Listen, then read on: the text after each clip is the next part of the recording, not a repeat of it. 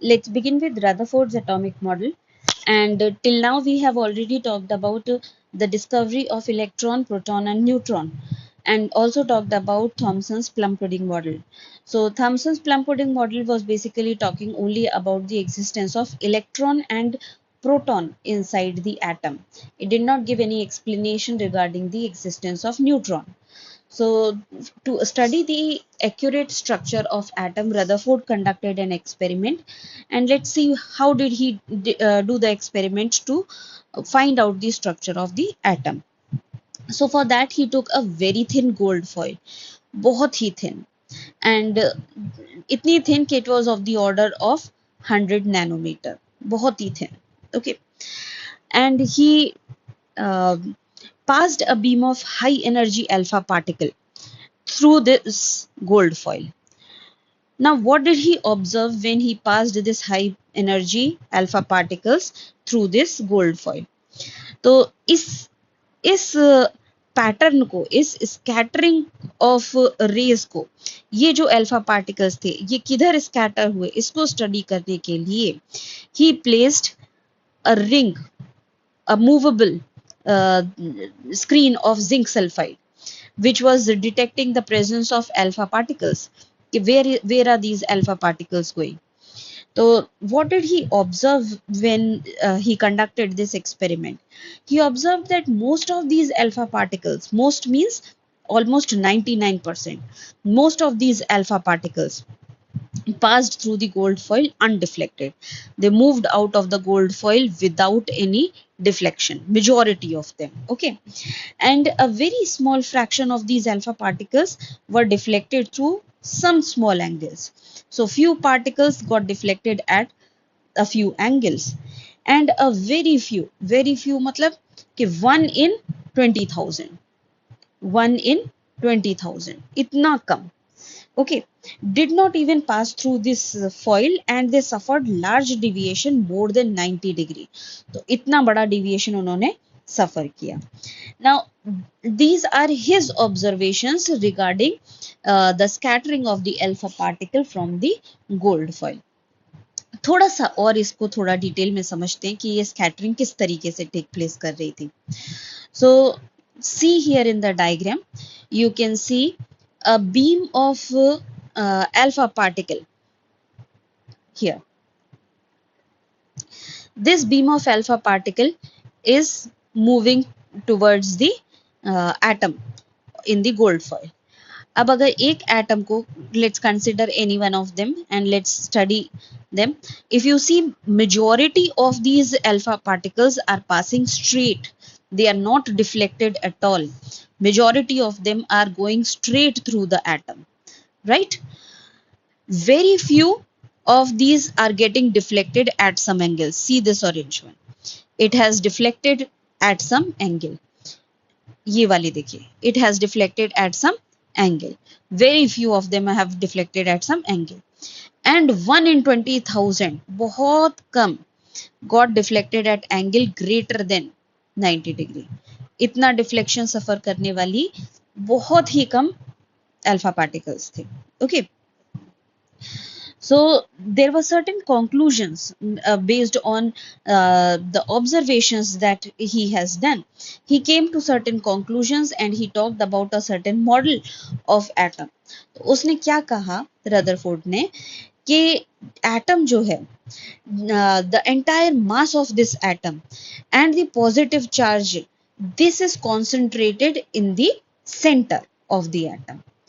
फिर से समझो इस चीज को. Suppose this is the atom. So Rutherford in his model is saying that the entire mass and the positive charge of the atom is concentrated in extremely small region at the center of the atom, and this center where this mass is concentrated, he called it as the nucleus.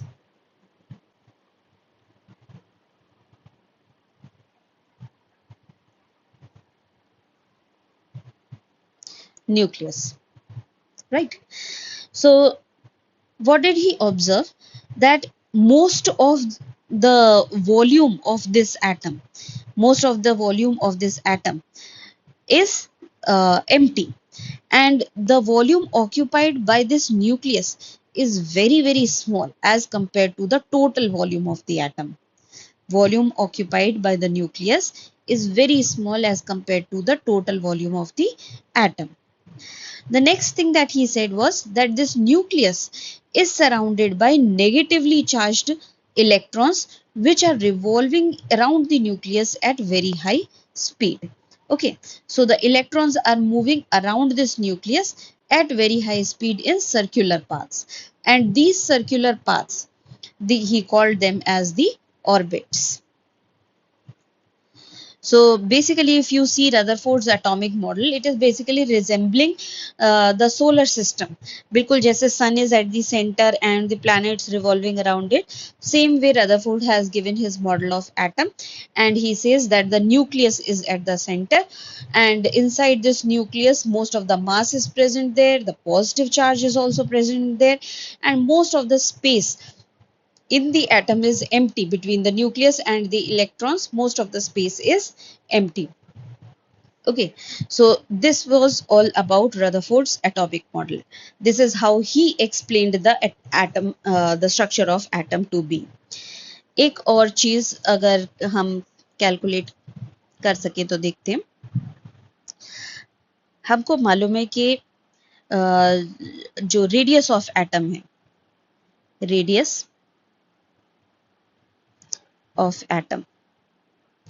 So that we had in the previous classes, we found it out that it was of the order of 10 to the power minus 10 meter. जबकि radius of nucleus जो है, radius of nucleus, that is of the order of 10 to the power minus 15 meter. Okay. तो अगर हम ये मान लें कि न्यूक्लियस और एटम दोनों स्फेरिकल हैं, and if we want to compare their volume, volume of nucleus to volume of atom, if we wish to compare them, then how can we write? Volume of nucleus will be 4 by 3 pi r cube. R cube means 10 to the power minus 15 whole cube, right? And volume of atom will be 4 by 3 pi 10 to the power minus 10 whole cube. So if you calculate it, this comes out to be 15 3s are 45, 10 3s are 30, मतलब 10 to the power minus 15, right? So if you have to find the fractional volume occupied by the nucleus, or how much if you have to compare that, how much space does the nucleus occupy inside the atom, so that you can say that the nucleus takes approximately 10 to the power minus 15 of the volume of the atom. That is the space. So volume of nucleus is extremely small as compared to the volume of the atom. Okay. Another important thing that you should know is that as the atomic number increases, the number of proton also increases, and as number of proton increases, that increases the repulsion, right? So the deflection angle, the angle at which these particles are getting deflected, the deflection angle theta will also increase. So greater the angle of deflection, smaller is the number of particles that will be deflected. और कभी भी आपको अगर number of particles deflected निकालने हैं, so that is number of particles which are deflected at an angle theta, that is always proportional to 1 upon sine 4 theta by 2. Okay. The angle at which it is getting deflected, that is equal to, that is proportional to 1 upon sine to the power 4 theta by 2. एक चीज और which I would like to tell you, that the radius of the nucleus, radius of nucleus, it is directly proportional to the cube root of number of neutrons within it. Okay, remember this. This is an important fact, that radius of nucleus is directly proportional to the cube root of number of nucleons within it. तो इसको आप और कैसे लिख सकते हो? You can write it as that R will be proportional to cube root of A. A क्या है यहाँ पर? A is your mass number. और mass number क्या होता है? Number of proton plus number of neutron. Okay.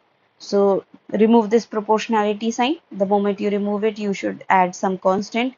Means R equal to R naught A to the power 1 by 3, where R naught is equal to 1.33 into 10 to the power minus 13. Okay. So this is a constant. R naught is a constant here. You need to remember it.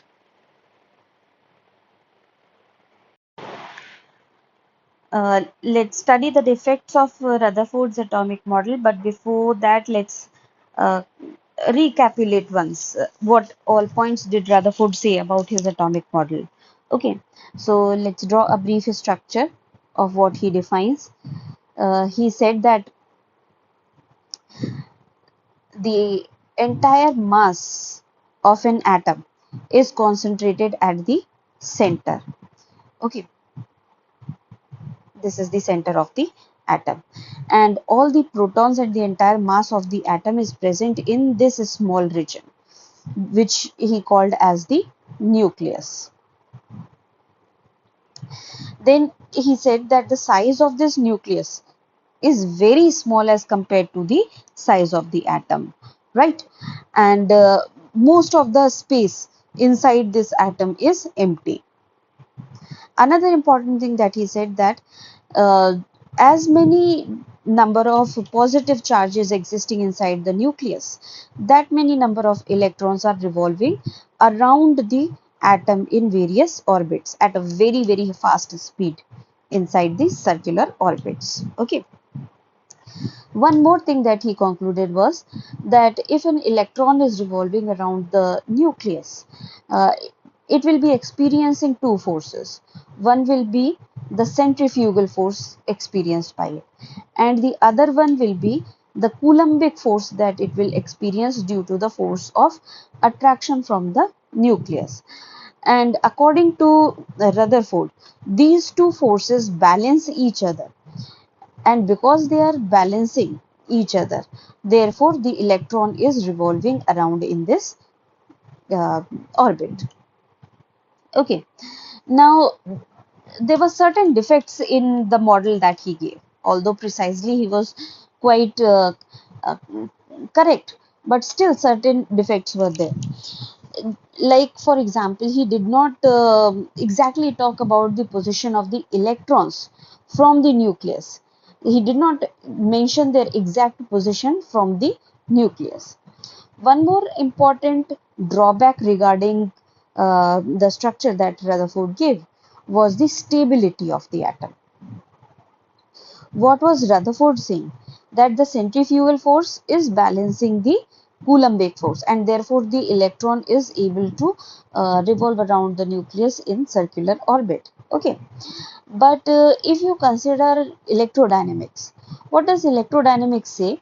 That if you have a charged particle and a charged particle is under acceleration, if you have a charged particle and this charged particle is under acceleration, okay, it is moving with some acceleration, then what will happen? It should continuously lose energy. If a charged particle is moving with some acceleration, it should lose energy. अच्छा, अगर energy lose करेगा तो can it revolve in circular orbit? No, not at all. Then what will happen? This electron if it is continuously losing energy, it will follow a spiral path, and following a spiral path, it will finally fall inside this nucleus. It will finally fall inside this nucleus. Correct? Did you understand it? It's going to fall inside this nucleus like this. So basically he is saying that because the electron is a charged particle and it is moving with under certain acceleration in this orbit, so the electron should continuously emit some radiation, it should continuously lose some energy, and as a result of this losing of energy, it will come closer and closer to the nucleus, and finally following this spiral path, it should ultimately fall inside the nucleus. Okay, another drawback of his theory was first, firstly, he couldn't explain the position of electron. Secondly, he couldn't explain about the stability. And finally, the third important thing was that he did not explain, his model was not able to explain about the hydrogen emission spectrum. Hydrogen emission spectrum. We'll study about this in a few ahead lectures. Okay, spectrum.